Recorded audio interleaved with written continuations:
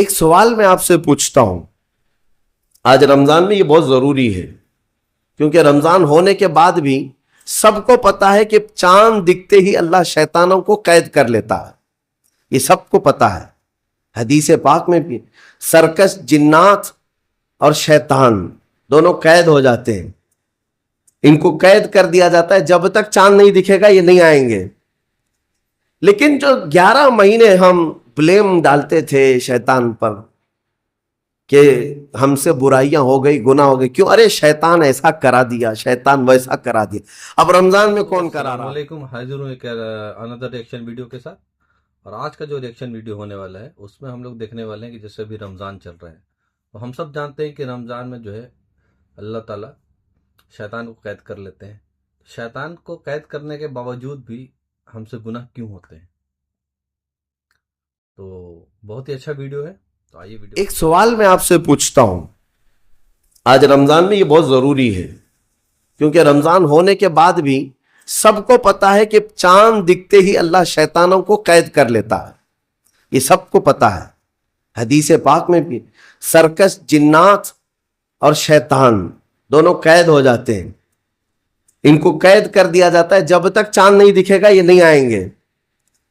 لیکن جو 11 مہینے ہم بلیم ڈالتے تھے شیطان پر کہ ہم سے برائیاں ہو گئی، گناہ ہو گئی، کیوں؟ ارے شیطان ایسا کرا دیا، شیطان ویسا کرا دیا۔ اب رمضان میں کون کرا رہا ہے؟ شیطان تو ہے نہیں، پھر فجر میں سوتا کیوں ہے؟ بغیر نماز پڑھے ٹانگ پھیلائے ویسی نماز قضا کر رہے ہیں۔ کون سا شیطان تمہیں سلایا؟ ابھی تو شیطان ہے نہیں۔ ابھی بھی بہت سارے لوگ چوری کا کھانا نہیں چھوڑتے، بہت سارے لوگ جھوٹ، دغا، غیبت یہ رمضان میں بھی نہیں چھوڑتے۔ تو یہ ان کو کون سا شیطان کروا رہا ہے؟ کون سا شیطان یہ برائیاں کرواتا ہے؟ اس کے جواب کے لیے ایک چیز سمجھنا ضروری ہے۔ یہ بات تو مشہور ہے کہ ساری برائیاں شیطان کرواتا ہے، ابلیس کرواتا ہے نا؟ لیکن آپ کو وہ واقعہ معلوم ہے جب آدم علیہ السلام کو اللہ تعالیٰ نے پیدا کیا اور سارے فرشتوں سے کہا کہ سجدہ کرو، کل ہی کی تفسیر میں نے عرض کیا، اس میں ابلیس بھی تھا۔ ابلیس بھی اس وقت بہکا ہوا نہیں تھا، گمراہ نہیں تھا، وہ اچھا تھا۔ ابلیس تو بہت عبادت کرنے والا تھا اللہ تعالیٰ، تو اس نے اللہ کے حکم کو ٹال کر آدم کو سجدہ نہیں کیا، غرور میں کھڑا رہا، نافرمانی کیا۔ تو اب میں یہ سوال کرتا ہوں کہ ہر ایک کو گمراہ کرنے والا شیطان ہے، تو شیطان کو کس نے گمراہ کیا تھا؟ اس کو کس نے روکا سجدہ مت کرنا آدم کو؟ کوئی ہے بہکانے والا؟ ارے وہ تو پہلا ابلیس ہے، اس سے پہلے تو کوئی ابلیس تھا ہی نہیں، اس سے پہلے تو کوئی شیطان تھا ہی نہیں۔ شیطان کو کس نے روکا کہ تو بڑا ہے، تو بلند ذات والا ہے، آدم مٹی سے بنا ہے؟ یہ خیال کس نے ڈالا؟ کون سا شیطان تھا اس سے پہلے؟ یہی بات سمجھنے کی ہے۔ محدثین نے مفسرین نے فرمایا ابلیس کو جس چیز نے سجدہ کرنے سے روکا وہ نفس امارہ ہے، وہ نفس ہے جو آج بھی تمہارے ساتھ ہے۔ ہاں، شیطان تو قید ہو جاتا ہے رمضان کے شروع ہوتے ہی، لیکن نفس تو ساتھ میں رہتا ہے۔ اب پتہ چلا کہ رمضان میں جو کچھ بھی غلطیاں یا کوتاہیاں یا گناہ کچھ لوگوں سے سرزد ہوتے ہیں تو یہ نفس کے پجاری ہیں، نفس ان کے ساتھ ہے، یہ نفس کی غلامی میں آ گئے اور نفس کے شکار ہو گئے۔ اسی لیے قرآن میں اللہ تعالیٰ نے اپنے رسول سے بھی یہ فرمایا، اَرَأَيْتَ مَنِ اتَّخَذَ إِلَٰهَهُ هَوَاهُ اَفَأَنْتَ تَكُونُ عَلَيْهِ وَكِيلًا۔ اے رسول، کیا آپ نہیں دیکھتے کچھ لوگ ایسے ہیں جنہوں نے اپنے نفسانی خواہشات کو اپنا خدا بنا لیا ہے، اپنی خواہشات کو اپنا خدا بنا لیا ہے۔ اے رسول، کیا آپ ایسوں کی سفارش کریں گے، ایسے لوگوں کی وکالت کریں گے؟ یعنی رب تبارک و تعالیٰ نے فرمایا کچھ لوگ وہ ہیں جو اپنی خواہشات کی پوجا میں ہیں۔ کیا مطلب خواہشات کی پوجا؟ کیا مطلب ہے اپنے خواہشات کے پیچھے چلنا؟ مطلب یہی ہے کہ جو دل میں آیا اس بندے نے یہ سوچ لیا اسے کرنا ہی ہے مجھے، یہ خواہشات کے پیچھے چل رہا ہے.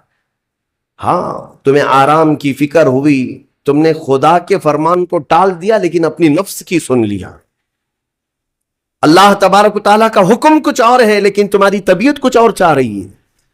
رب تبارک و تعالیٰ کا حکم تھا صبح صبح تمہیں اپنے گھر بلا رہا تھا لیکن تم نے اس کی نہیں سنی, اپنے من کی سنی, اپنے نفس کی. تو یہی تو ہوا نفس کی پوجا, یہی ہے نفس کی عبادت, نفس کی پرستش, جس کو قرآن میں کہا گیا ہے کہ کچھ لوگ ایسے ہیں جنہوں نے اپنی خواہشات کو خدا بنا لیا. یہ نفس امارہ جس کے بھی اوپر حاوی ہو جاتا ہے, اچھے اچھوں کو یہ ان کا تقوی بھسم کر دیتا ہے, ایمان سے بھی دور کر جاتا ہے. اس لیے میرے عزیزو, میں جو عرض کرنے جا رہا ہوں وہ یہ ہے کہ ہمارے لیے زندگی میں سب سے بڑا چیلنج اپنے نفس امارہ سے لڑنا.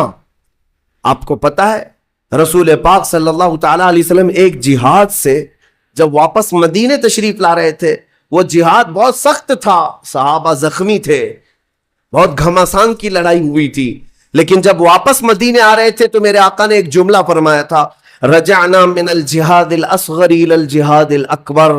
اے میرے صحابہ, ہم چھوٹے جہاد سے بڑے جہاد کی طرف جا رہے ہیں. صحابہ نے پوچھا اس سے بڑا جہاد اب کون سا ہے یا رسول اللہ؟ میرے آقا صلی اللہ علیہ وسلم فرماتے ہیں, اے میرے صحابہ, اپنے نفس سے لڑنا اب یہ بڑا جہاد, نفس سے لڑنا بڑا جہاد ہے. میرے عزیزو, یہ خواہشات کو ہی ختم کرنا ہو, اس نفس کو اگر کنٹرول میں لانا ہو تو کیا کرو؟ نفس امارہ سب کے پاس ہے. قرآن میں مولا فرماتا ہے وَمَا أُبَرِّئُ نَفْسِي إِنَّ النَّفْسَ لَأَمَّارَةٌ بِالسُّوءِ إِلَّا مَا رَحِمَ رَبِّي. کوئی اپنے نفس سے بچ نہیں پائے گا سوائے وہ شخص جس پر میرا رب رحم فرمائے. اللہ کا رحم جس پر ہو گیا وہ اپنے نفس سے بچ جائے گا. میں آپ کو ایک دعا بتاتا ہوں, حضور پاک صلی اللہ علیہ وسلم اگر دعا کرتے تھے تو اس سے آپ کو اندازہ ہو جائے گا کہ یہ کتنی امپورٹنٹ چیز میں آپ کے سامنے کہہ جا رہا ہوں. کون سی؟ حضور جب دعا کرتے تھے تو یوں کہتے تھے اللہ کی بارگاہ میں, اللہم لا تکلنی الی نفسی طرفۃ عین. اے اللہ تو مجھے میرے نفس کے حوالے ایک منٹ کے لیے بھی مت دینا, تو اپنی حفاظت میں رکھ.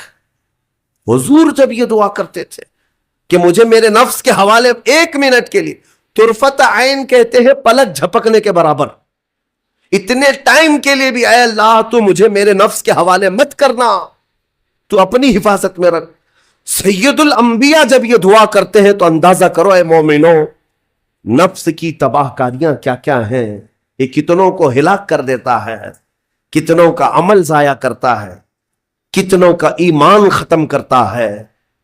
اب میں جو بات کہہ رہا ہوں وہ یہ توجہ سے سنو, یہ نفس امارہ جس نے شیطان کو بھی گمراہ کیا, شیطان کو بھی بہکا دیا, یہ نفس آدم کو سجدہ نہ کرنے کا جو غرور پیدا کیا یہی نفس امارہ تھا. اس نفس امارہ کو اگر کوئی کنٹرول کرا سکتا ہے تو وہ ماہ رمضان المبارک, بس یہی ہے رمضان کی فضیلت. تو دوستو ہم لوگوں نے یہ ویڈیو دیکھا, بہت اچھی ویڈیو تھی. تو اپنی رائے جو ہے کمنٹ باکس میں ضرور بتائیں, اور اس ویڈیو کو زیادہ سے زیادہ جو ہے شیئر کریں تاکہ اچھی بات لوگوں تک جو ہے پہنچے, کیونکہ اچھی بات جو ہے سننا بھی نہیں کی ہے اور اچھی بات دوسروں تک جو ہے پہنچانا بھی نہیں کی ہے. تو اسی طرح کی ویڈیو ملتی رہیں گی انشاءاللہ. تو لائک کیجئے, شیئر کیجئے, سبسکرائب کیجئے. ملتے ہیں اگلی ویڈیو میں, تب تک کے لیے السلام علیکم, اللہ حافظ.